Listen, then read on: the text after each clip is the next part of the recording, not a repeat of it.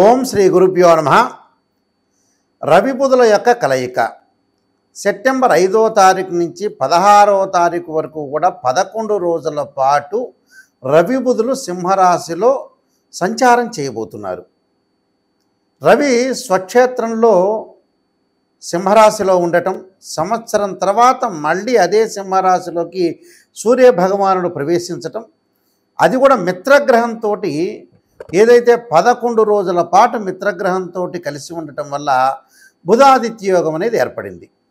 మరి మేషాది ద్వాదశ రాశుల వాళ్ళకి ఎలాంటి ఫలితాలు ఉండబోతున్నాయో మనం ఒక్కసారిగా పరిశీలన చేద్దాం. కుంభరాశి వాళ్ళకి సప్తమ స్థానంలో రవి బుధుల యొక్క సంచారం వల్ల ముఖ్యంగా ఉద్యోగ ప్రయత్నాలు చేస్తున్న వ్యక్తులు కానీ, నిరుద్యోగులకి వాళ్ళు ఏదైతే ఉద్యోగం ప్రయత్నం చేస్తున్నారో వాళ్ళందరికీ కూడా మంచి ఉద్యోగాలు లభించే అవకాశం అనేది ఒకటి ఉంటుంది.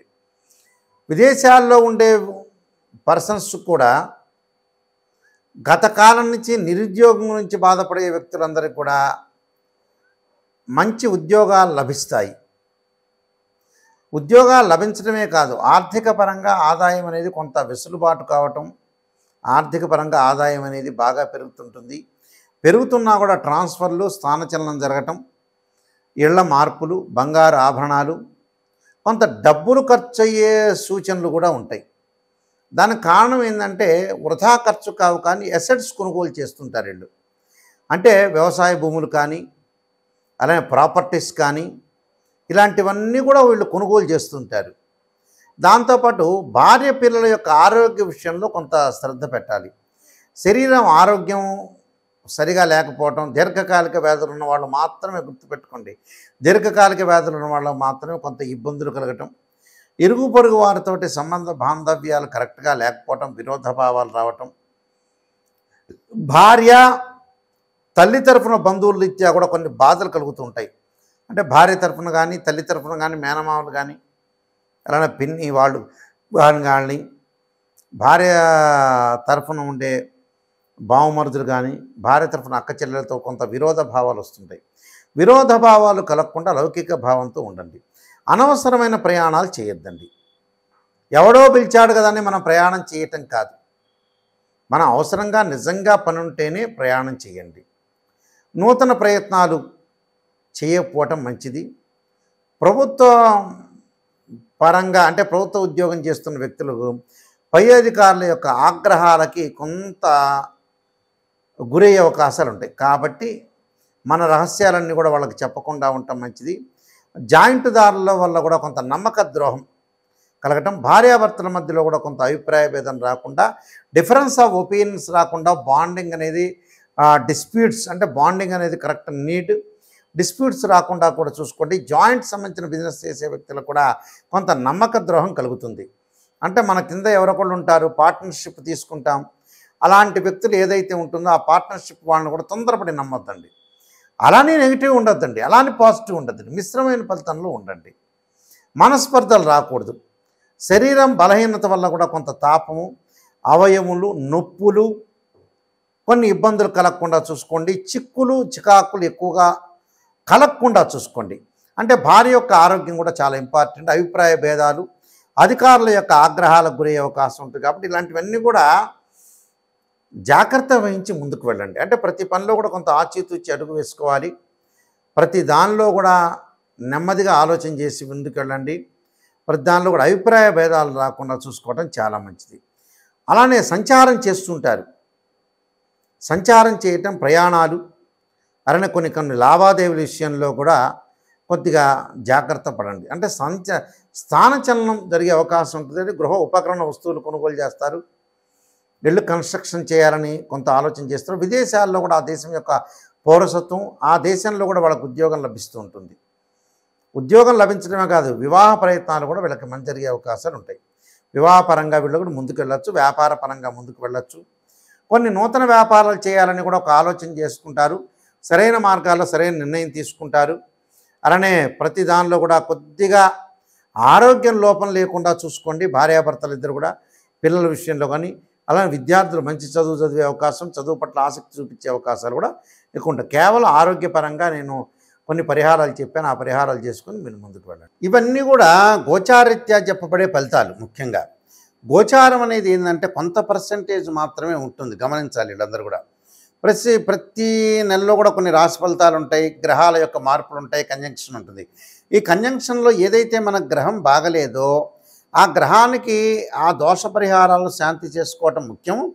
దానితో పాటు గోచారాన్నే కాకుండా జన్మజాతకం అనేది చాలా ఇంపార్టెంట్గా ఉంటుంది. అంటే జన్మలగ్నాన్ని అనుసరించే గ్రహాల యొక్క ఫలితాలనేవి ఉంటాయి. అంటే ఒక ఉదాహరణ మీకు ఎగ్జాంపుల్ చెబుతున్నాను. ఒక చెట్టు ఉంటుంది. ఆ చెట్టుకి ఎప్పుడూ కూడా కింద మనకి ఎప్పుడైతే వేళ్ళు ఉంటాయి, ఆ వేళ్ళు ఏంటంటే బర్త్ చార్ట్. అంటే పుట్టినప్పుడు మనకి వేళ్ళతోటి చెట్టు ఒకటి వస్తుంటుంది. ఆ వేళ్ళు అనేది ఏంటంటే బర్త్ చార్ట్. ఆ చెట్టు ఎదుగుతూ ఉంటుంటే సీజన్లో మనకి ఆకులు కింద పడుతూ ఉంటాయి, మళ్ళీ ఎండాకాలం ఆకులు కింద పడుతుంటాయి, మళ్ళీ వింటర్ సీజన్లో అలా రైన్ సీజన్లో ఆకులు వస్తూ ఉంటాయి. అంటే ఆకులు చిగురుస్తూ ఉంటాయి. ఆ ఆకులు అంటేనే గోచారం అని అర్థం. అక్కడ బర్త్ చార్ట్కి చాలా ఇంపార్టెంట్గా చూసుకొని దానికి బర్త్ చార్ట్ జన్మలగ్నం నుంచి మీకు దశలు ఏం జరుగుతున్నాయి, అంతర్దశలు ఏం జరుగుతున్నాయో చూసుకొని జన్మజాతకాన్ని మట్టుకు అనుసరించి ముందుకు వెళ్ళండి.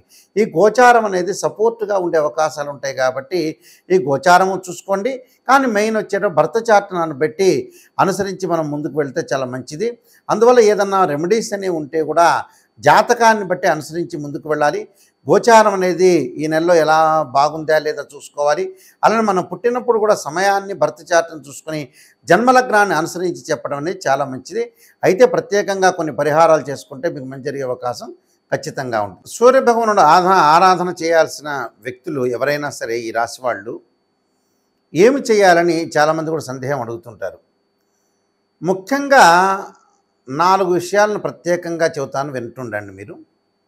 సూర్యుడు బాగలేని వ్యక్తులు ఖచ్చితంగా ఉద్యోగ ప్రయత్నాలు చేసే వ్యక్తులు, ఉద్యోగంలో కొద్దిగా ఏదైనా సరే ప్రాబ్లమ్స్ ఉన్న వ్యక్తులు తప్పకుండా అనుసరించాల్సిన విషయం ఏంటంటే సూర్యుని యొక్క ఆరాధన చేయాలి. అంటే సూర్య నమస్కారాలు కానీ, ఆదిత్యాయుధే సహస్రమూర్తాయ ధీమే తన్నో సూర్య ప్రచోదయాత్ అనే మంత్రాన్ని, ఆదిత్యాయుధే సహస్రకిరణాయ ధీమే తన్నో సూర్య ప్రచోదయాత్ అనే మంత్రాన్ని, అలానే జపాకుసుమ సంకాసం కాశ్యపేయం మహాదుతిం తమోరం సర్వపాపగ్నం ప్రణతోస్మి దివాకరం అనే మంత్రాన్ని చక్కగా చదువుకొని వీలైతే గోధుమలు దానం చేయటం అనేది చెయ్యండి. బుధగ్రహం అనుకూలంగా లేని వ్యక్తులు తప్పకుండా బుధుడిని ఆరాధన చేయాలి. ఎలా చేయాలి? బుధుడిని ఆరాధన చేయాలంటే బుధుడు బుద్ధికారకుడు. అంటే ఇంటిలో ఓం నమో నారాయణాయ నమః అనే అష్టాక్షరి మంత్రాన్ని బుధవారం రోజున చేయటము, దానితో పాటు విష్ణు సహస్రనామం పారాయణం చేసుకోవడం చాలా మంచిది. అంటే ఉద్యోగం కానీ, వివాహ ప్రయత్నాలు కానీ, ఆరోగ్యపరంగా కూడా ఇబ్బందులు పడుతున్న వ్యక్తులందరూ కూడా శరీరే జర్జరీభూతే వ్యాధిగ్రస్తే కళేబర ఔషధం జాహ్నవీతోయం వైద్యో నారాయణ హరి అనే మంత్రాన్ని తప్పకుండా ఆదివారం రోజున చదవటం వల్ల చాలా మంచి జరిగే అవకాశం ఉంటుంది. ఇంకొక ప్రత్యేక రెమెడీ చెబుతాను.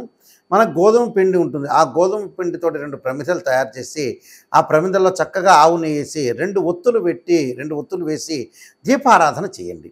ఆ దీపారాధన ఎప్పుడు చేయాలి? ఆదివారం రోజున దీపారాధన చేయటం వల్ల కూడా చాలా మంచి జరిగే అవకాశం ఉంటుంది. తప్పకుండా ఇంటిలో విష్ణు సహస్రనామ పాలన చేయండి. ఒకవేళ మనం పాలన చేయలేదనుకోండి, ఏదన్నా ఒక కంప్యూటర్లో కానీ ఏదైతే మనకి స్వరం పరంగా వినండి. అంటే ఇప్పుడు సీడీలు వచ్చినాయి, గతంలో ఎప్పుడో టేప్ రికార్డులు ఉండేవి. ఆ సీడీల్లో కానీ లేకపోతే సెల్లో కానీ విష్ణు సహస్ర పారాయణం అనేది ఇంటిలో ఒక చోట సెల్ పెట్టండి. అదంతా కూడా ఒక వైబ్రేషన్ అనేది వస్తుంటుంది. ఆ వైబ్రేషన్ వల్ల కూడా ఇంటికి ఏదైతే దోషం ఉంటుందో లేకపోతే జాతకపరంగా ఉండే దోషాలు కూడా తొలగిపోయే అవకాశం అనేది ఖచ్చితంగా ఉంటుంది. కానీ మెయిన్ ముఖ్యంగా మటుకు గుర్తుపెట్టుకోవాల్సింది ఏంటంటే జన్మజాతకం అనేది చాలా ఇంపార్టెంట్. ఇవన్నీ కూడా తెలుసుకొని ముందుకు వెళ్ళండి. మీ అందరికి కూడా మంచి జరగాలని ఆశిస్తూ సర్వే జనా సుఖినో భవంతు.